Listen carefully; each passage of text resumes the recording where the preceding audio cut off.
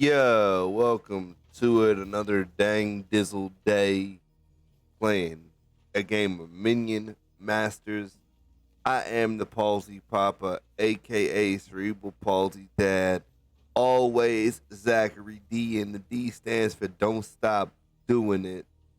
Welcome to it. This is the daily decompression. How is everybody today?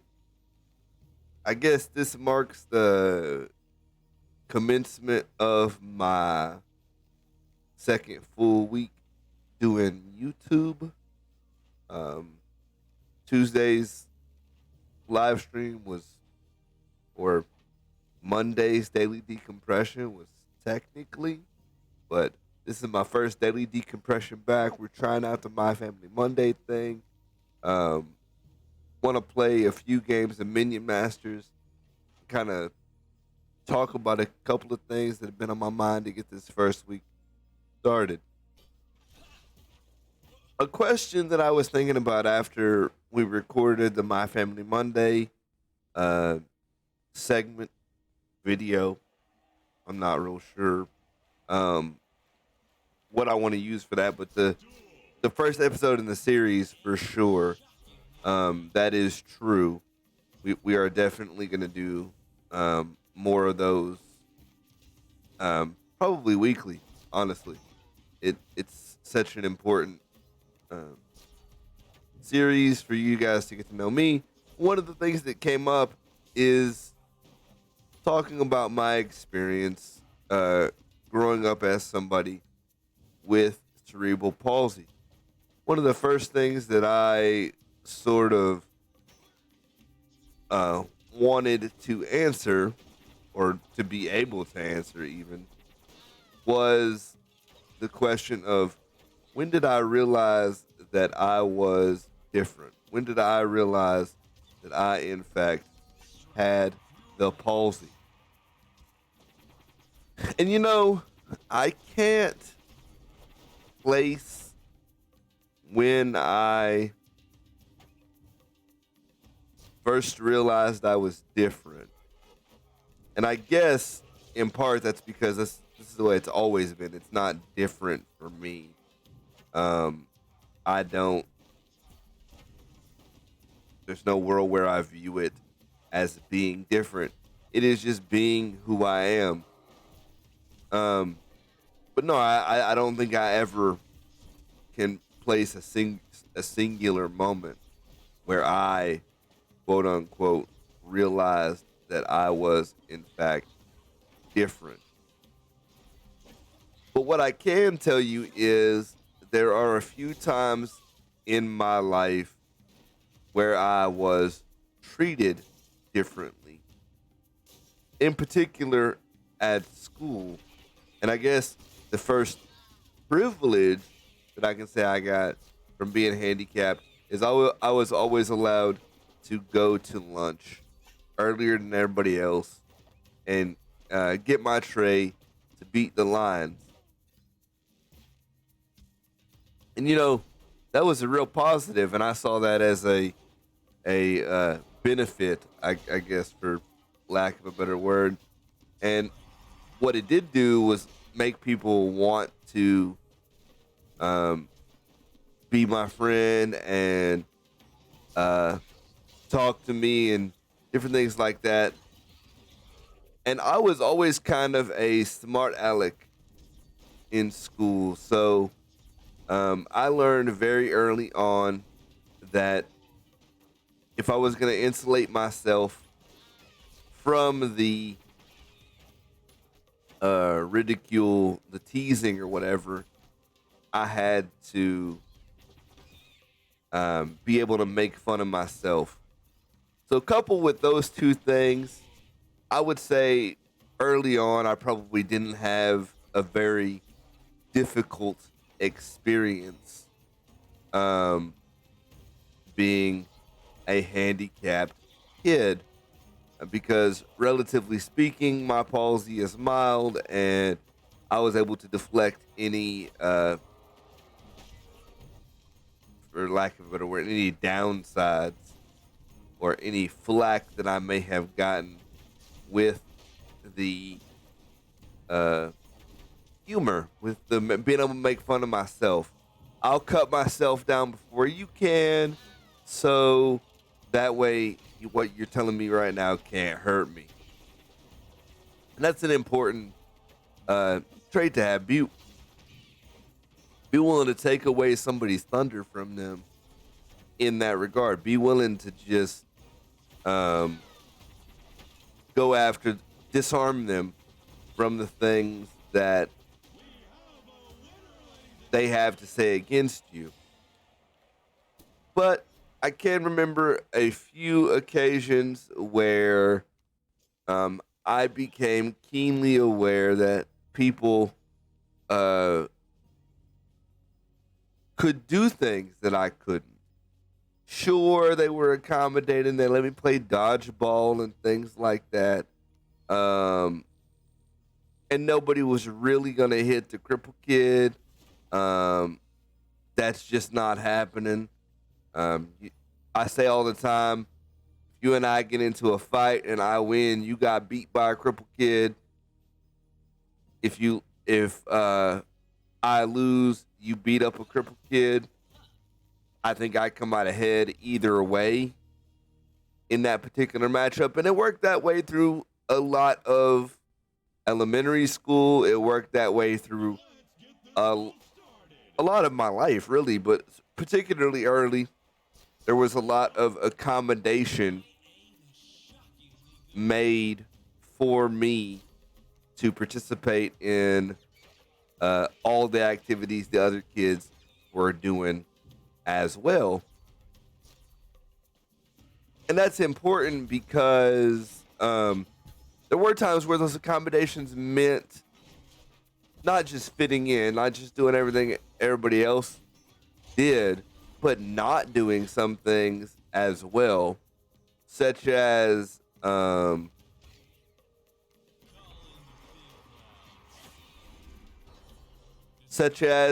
presidential fitness test or whatever it's called.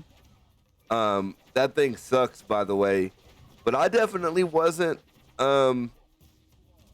forced to do it. And that was really the first time when I was like, oh, wait. I know for a fact that, like, they're telling me I can't do this. And I think I've said in a previous video, I don't like the idea that you can just do, you can do anything or whatever. Although I say that, and yet I'm thinking about making a video series about doing things that I otherwise probably shouldn't, that are more or less unsafe for me.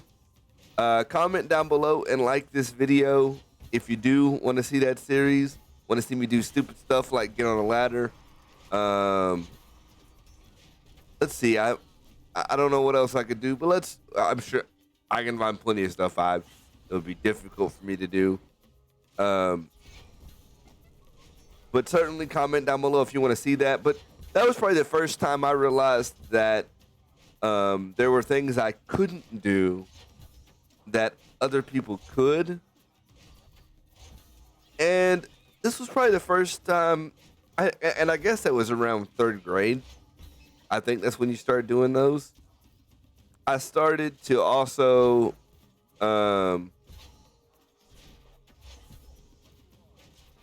get really embarrassed by some of the things that would be related to my handicap. One thing that people don't know or don't think about often, or maybe they just don't know, sometimes having palsy can mean that you will defecate on yourself because of some muscular problems in that area. And as a third grader, that happened not infrequently. Not every day of my life, but certainly not infrequently. And this was one of those times where I realized, oh, my disability is going to cause me some problems. And and there were other factors as a kid, and it didn't. It took me doing quite a bit of research to even attribute that to my disability. For a long time, I thought it was just me being lazy and this, that, and the third, and not getting up, not wanting to leave what I was doing. But no, um, a significant part of that was related to my disability. So these type of things cause people to make fun of me, and this was the first time I was taking ridicule. And at this time, we also moved from where I am now in Texas to Georgia because my stepdad was in the military, hoorah, and all that. Um, that's funnier than it should have been, really. Um, but they started making fun of me. Started teasing me quite a bit, and I still maintain a group of friends because everybody likes the kid who'll just come out here and say anything, jump out every verbal window, uh, doesn't really know to watch his mouth too much, can also get away with saying a whole lot. Because, like I say, nobody wants to fight the crippled kid. That's a lose-lose situation, no matter which way you spin that. Um, no doubt at all that that's a lose-lose. I said that before. But at the same time, I also started liking girls around this age, and girls just definitely weren't having it at third grade. And can you blame them? I mean, third grade is awkward enough. Could you imagine dating a boy who walked around looking like he was drunk all the time? It would be awkward no matter which way you slice that pie, like fact. So at the time, I was certainly angry, bitter, whatever you want to call it, about that particular situation. But it caused me to be in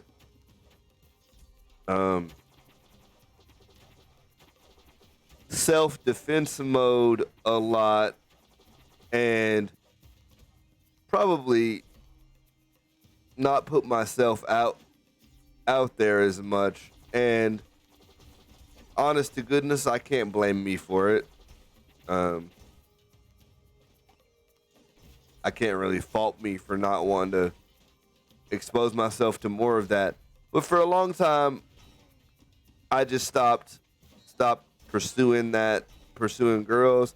I just stopped. It just wasn't worth it. Everybody kind of they still liked me as a person, okay, but it's like we should just be friends or whatever. It's not you, it's me or whatever. And this kind of gets to the point of the actual message behind these stories, because I could sit here and ramble on about me forever, but I kind of want to tie it back in to what is some relevancy for you guys who are out here living your normal people life, doing normal people stuff. Maybe you're not so normal. I guess the point of that, the point I'm trying to make here is that we're all gonna go through various times where things outside of our control are going to make us a target. Whether that's a target of ridicule, a target I think I get bopped here, boys.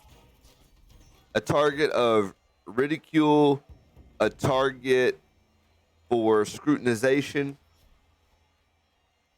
We're all going to be a target. And as long as you don't jump so far outside the window of controversy that there's no reeling that back, the only defense to that ridicule is to be you. 100%, the only defense to that ridicule is to be you. You've got to be authentic. You've got to be you. You can't let anybody scare you off of being you. Because even though I said, you know what, I'm not exposing myself to that ridicule anymore. I'm not gonna be talking to girls, asking them to dance or whatever, whatever the case may be. I never stopped being me. I just changed my focus and changed my end goals. My end goals were to maintain friendships for the time I was in Georgia, and I did. Um, I can't say today that I'm particularly close with any one individual who I knew at that time, but what I can tell you is that I had some very good friends at the time, and was able to actually be sad when I was leaving Georgia, which honestly surprised me quite a bit. Do I commit here? Because yeah, we're gonna go ahead and commit that. He's in a very strange situation. I'm not sure. I think that's an even trade. I think I trade that. I think that trades. But I was able to do that by being authentically me. Because even through all that, I never changed who I was. I never switched up. Now, that is not to be confused with don't grow, which I guess is a topic for a video all its own, for sure. But that doesn't mean don't grow. It does mean, however, don't be fake. Why don't I go and comb my hair and do all this whoop, whoop, whoop before I sit down to film a YouTube video? I told you guys from the start, these are after work. And if you think on a regular day that I'm getting up from work and going to comb my hair and make sure that my beard is trimmed up to the right length or whatever, you're ridiculous. You're insane. Absolutely not, fucking.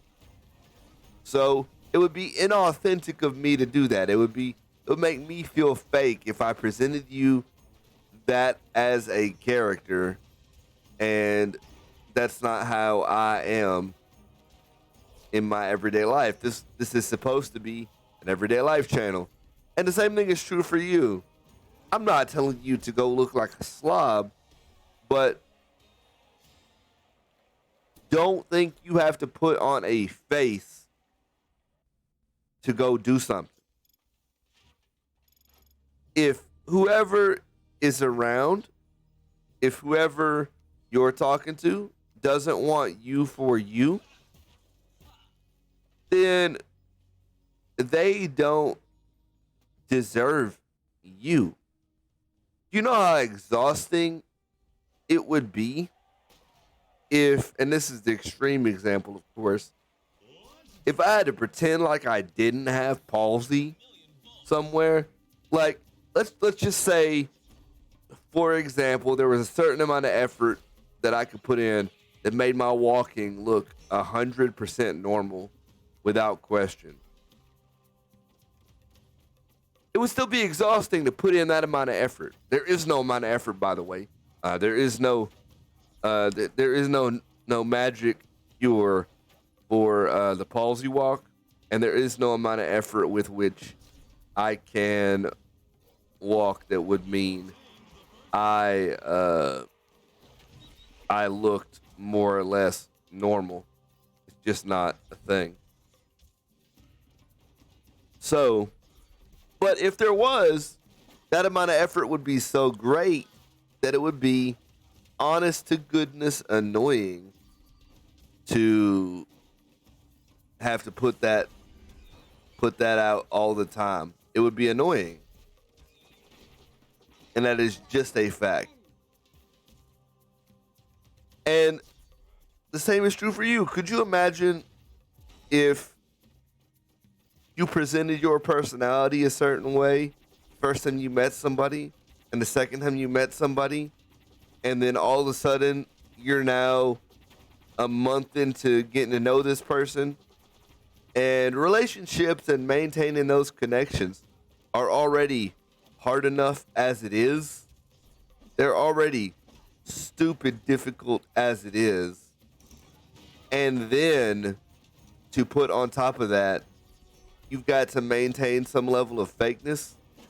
That is just far too much effort, bugging. I'm not saying don't be professional. I'm not saying just out and out be a jackass. What I am saying is don't put on a facade. It does nobody any. Did I lose again? Bugging. This is bad. What sucks is I had a big. I don't know. Oh, I wish he would have walked over that bridge. That would have been cool. I don't know where I messed up here. Somebody watching this video will tell me though. Comment down below where I fucked up this advantage that I had. I might have overcommitted here. Was that a worth moonbeam from him? Maybe. Probably need to save up and try and counter something. Because he's taking chip damage the longer this goes on. That is scary. Holy bugging.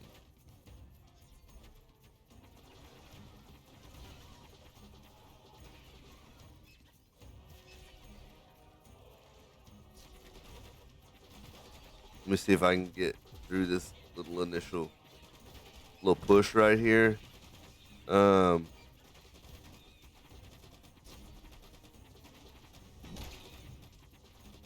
Committed a lot to deal with that, but I think I dealt with it. And I think it leaves me ahead. Let's go. Make a push. Let's see what happens. See, he's committing a lot of big units here, and I think it loses them the match. Hey, I pulled it out. Look at me. Where the heck was I? Oh, don't put on a facade. Don't be fake. Because what's going to happen is eventually you are going to be in a situation where that facade gets found out. And the worst thing about that is the person who finds you out might not even say that they did. They might not even mention it, fucking. They straight up might not even mention it. They're just going to trust you a little less. They're just going to like you a little less. And if they aren't such scrupulous people, they might talk about you behind your back and say things about you that they won't say to your face, because what you will find out is if you are genuine with your approach to people, you will find that they will be genuine with you. And that is true for people who are not afraid to be genuine. I really wish that wasn't coming out of my... Hang on just a second, fuckins.